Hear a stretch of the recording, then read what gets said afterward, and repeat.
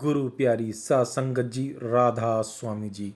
संगत जी, आज 30 मार्च को डेरा ब्यास में बाबा जी ने सत्संग फरमाया था जी। आज बाबा जी ने स्वामी जी महाराज की वाणी का शब्द लिया था जी। धुन सुनकर मन समझाई, कोट जतन से यह नहीं माने। बाबा जी ने 1 घंटे से ऊपर सत्संग फरमाया था जी। साथ संगत जी, हमने आपके साथ सवाल जवाब भी शेयर करे हुए हैं जी। जिस भाई बहन ने नहीं सुने वह हमारे चैनल पर जाके सवाल जवाब सुन सकता है जी। संगत जी, जैसा कि आप जानते हैं कि डेरा ब्यास में भंडारे चल रहे थे जी। आज संडे यानी रविवार 30 मार्च को बाबा जी ने सत्संग फरमाया था जी।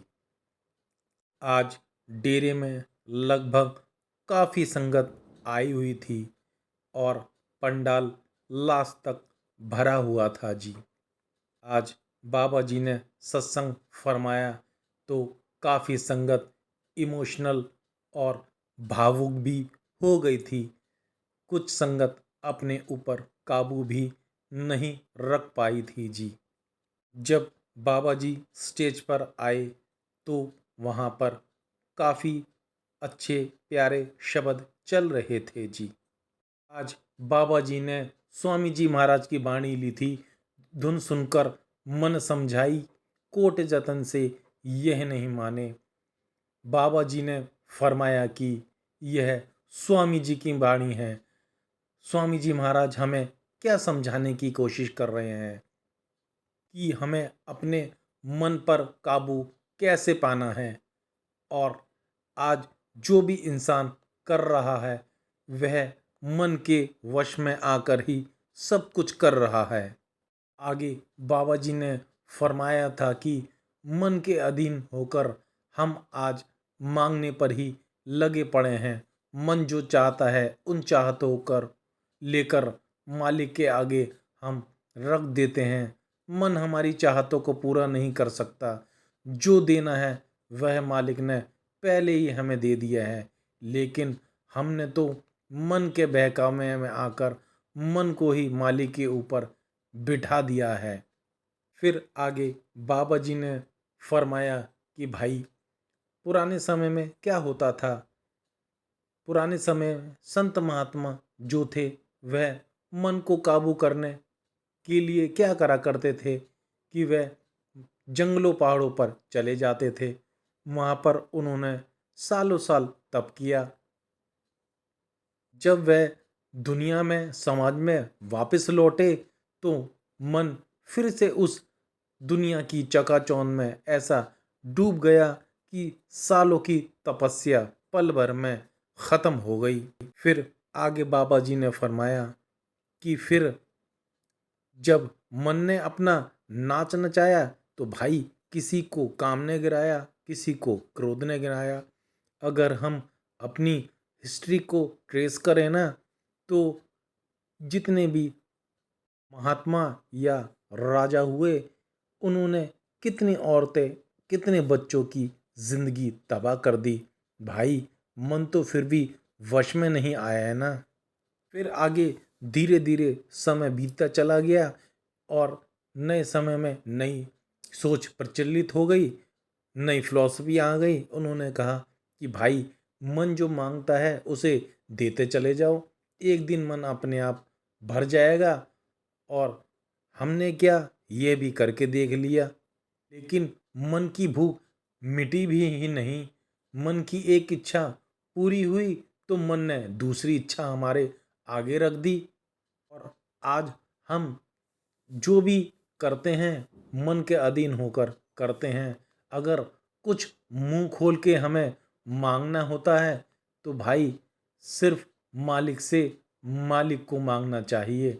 बाबा जी ने फरमाया कि हम मन के वश में आकर बस ज़मीन जायदाद और सांसारिक चीज़ें इकट्ठा करने में लगे हुए हैं, लेकिन इसी तरह मन के अधीन रहकर दुनिया के कामों में उलझे रहे तो आगे भाई बहुत ही पछताना पड़ेगा। फिर आगे बाबा जी ने हुजूर जी का भी उदाहरण देते हुए समझाया था कि भाई हुजूर जी क्या कहा करते थे कि 84 लाख योनियों के बाद इंसान का जन्म होता है। अगर हम एक एक जून की हिस्ट्री ट्रेस करें ना, तो भाई हमें पता चल जाएगा कि इतनी मुश्किलों के बाद हमें यह इंसान का जामा मिला है कि हम सोच भी नहीं सकते इस छोटे से मन के दायरे से। फिर आगे कबीर साहिब जी का भी वाणी का भी उदाहरण देते हुए समझाया था कि कबीरा मन तो एक है, भावे जहाँ लगाए, भावे गुर की भक्ति करे, भावे विश्व कमाए। फरमाया कि मन तो दो नहीं है, मन तो एक ही है। अब यह हमें तय करना है भाई कि मन को हमें किस तरफ लेकर जाना है। लेकिन आज हम खुद ही मन के गुलाम हुए बैठे हैं। मन के इशारों पर हम आज नाचने पर लगे हुए हैं। हम बड़ी आसानी से कह देते हैं कि भाई हमारा मन नहीं लगता। आगे फरमाया कि ए मन मैला अंधा है, किस आंख सुनावा। आज हमारे मन पर वह माया रूपी पर्दा चढ़ा हुआ है और उस माया के नीचे दबकर मन अपनी असल अवस्था को भूलकर बैठ गया है। क्या मन की असल अवस्था यह थी? आज हमारे मन पर जन्म जन्मों की मैल चढ़ी हुई है। आगे बाबा जी ने वाणी का भी उदाहरण देते हुए समझाया था कि ए मन तू ज्योत स्वरूप है, अपना मूल पहचान।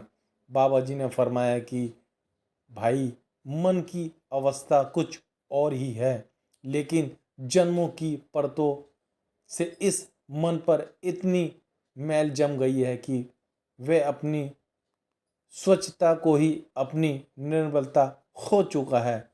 जन्म जन्म की इस मन को मैल लागी, काला हुआ स्या। फरमाया कि जब हम कहीं जाते हैं और भाई जहाँ पर हमें बैठना है, तो उन्होंने एक कुर्सी का भी उदाहरण देते हुए फरमाया था कि जिस कुर्सी पर हमें बैठना है और वह कुर्सी गंदी है, तो हम क्या करेंगे कि उसको पहले हम कपड़े से साफ करेंगे। जब वह साफ होगी तब हम उस कुर्सी पर बैठ सकेंगे। लेकिन आज जिस जगह हमें मालिक को बैठाना चाहते हैं, उस जगह उस मन की हमें कोई फिक्र, कोई परवाह ही नहीं है। बाबा जी ने फरमाया कि मन के बहकावे में आकर हम बड़ी आसानी से कह देते हैं कि भाई हमें इतने साल हो गए, अंदर में कुछ नहीं मिला। बाबा जी ने फरमाया कि कैसे मिलेगा भाई, इसके लिए हमें बहुत मेहनत करनी पड़ती है। बाबा जी ने उदाहरण देते हुए भी समझाया था कि जब हमें 3 साल मेहनत करनी पड़ती है ना भाई, तब जाके हमें उस कॉलेज की डिग्री मिलती है। और हम आसानी से कह देते हैं कि हमें कुछ अंदर दिखाई नहीं दिया।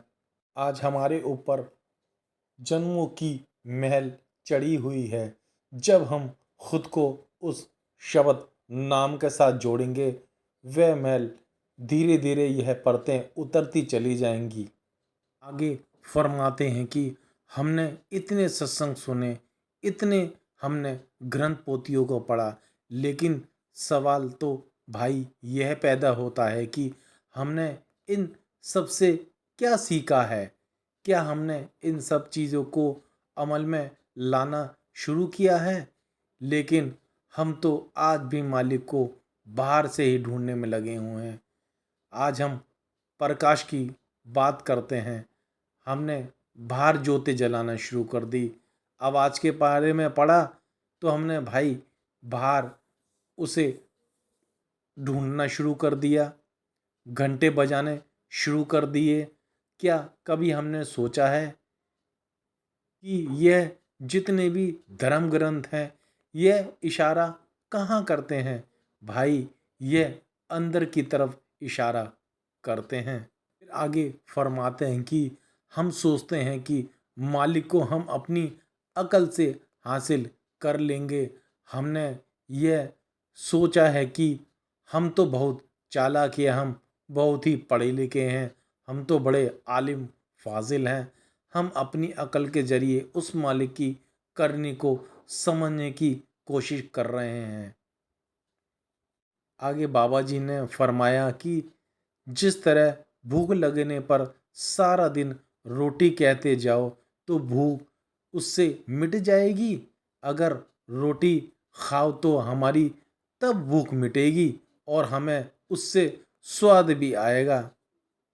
और वह कब हुआ जब हमने उसे अपनी करनी में लाया। हमने आटा लिया, रोटी बनाई, खाई। इसलिए बाबा जी ने कहा कि हुजूर हमेशा कहा करते थे कि भाई जो भी मिलेगा ना वह आपकी सिर्फ भजन बंदगी से ही मिलेगा। इसके लिए हमें उसे अपनी करनी में ही जाहिर करना पड़ेगा, ना कि उसे लफ्ज़ों में। आगे बाबा जी ने शाही बुल्ले शाह जी का भी उदाहरण देते हुए समझाया था कि बुल्ले शाह आलम फाजिल थे। उन्होंने 40 साल तक किताबों में खोज की। आखिर किसी ने कहा क्यों ठोकरें मारते हो।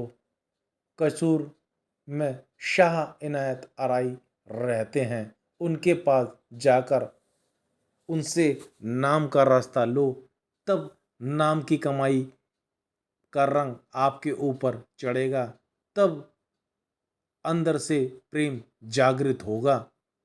फिर आगे फरमाया कि हम तो भाई आगे बहुत ही लंबी चौड़ी प्लानिंग कर लेते हैं कि हमारे बाल बच्चे बड़े हो जाएंगे या बिजनेस अच्छा हो जाएगा, तब हम भजन सिमरन करेंगे। तो बाबा जी ने हुजूर जी का उदाहरण देते हुए कहा था कि हुजूर जी क्या कहा करते थे कि भाई यह तो हमारी प्लानिंग है, उसकी प्लानिंग कौन जानता है। फरमाया कि आसा पर्वत जेड़ियाँ मौत ताना देई। बाबा जी ने कहा कि हम भूल जाते हैं कि भाई मौत हमारा दरवाज़ा खटखटा रही है। जब हम वापस उस मालिक के पास जाएंगे तो क्या मुंह लेकर जाएंगे कि भाई कितने सत्संग सुने, कितने धन दौलत जायदाद इकट्ठी करी, कितना पैसा कमाया। फिर बाबा जी ने फरमाया कि भाई ऐसा ना हो कि अंत वेले हम जब उस कुल मालिक के सामने खड़े हों तो वह कहे कि भाई ये कौन सी आत्मा है।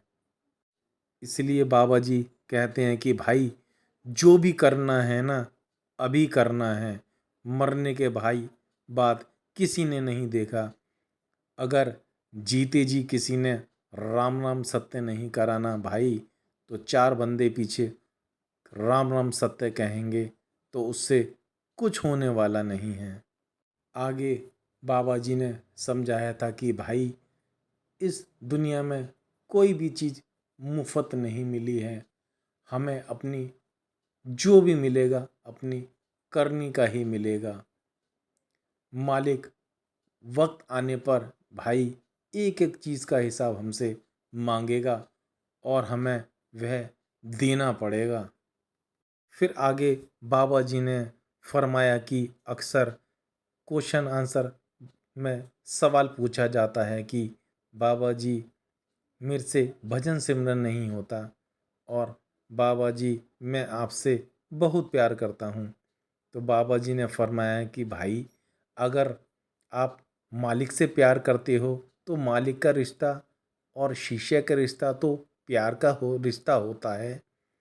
और अगर हम उस कुल मालिक के लिए उस जो कि हमें अंत समय भी वह हमारा साथ देगा, अगर हम उसके लिए हम थोड़ा सा भी समय नहीं निकाल सकते तो बेटा लानत है ऐसे प्यार की।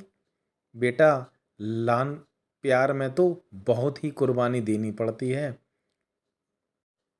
इंसान सब चीज़ के लिए टाइम निकाल लेता है, लेकिन जब भजन बंदगी की बात आती है तो वह आसानी से कह देता है कि हम पर टाइम नहीं है।